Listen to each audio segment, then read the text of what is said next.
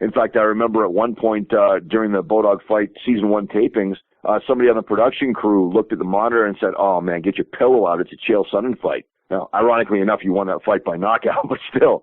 So, Chael wised up and he realized that this sport is not a sport in the same way that boxing or kickboxing. I've said this a million times.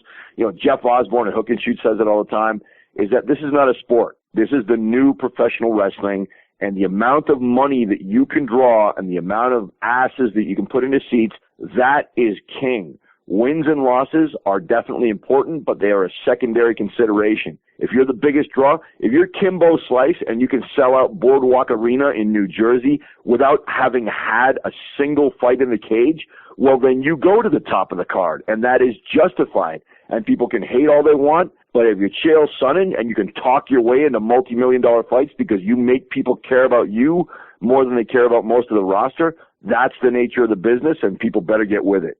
I agree, but I also found myself a little surprised when I heard some of the comments from Dan Henderson, because I know that Dan and Chael have been friends and worked together in the past, but yet when he said that maybe I should have learned how to talk a little more smack, it was like, wow, it's one thing. I've always loved Dan, but he doesn't talk smack very often. And one of the few times I ever remember him talking it was Michael Bisping, and I think that was because Bisping genuinely did get under his skin.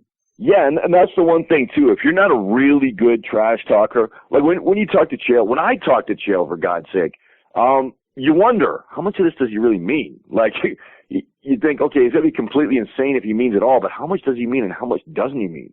And that actually reminds me of pro wrestling, where back in the kayfabe days, like, well, how much of it is real and how much of it isn't? Because a lot of it is, and a lot more than people realized at the time.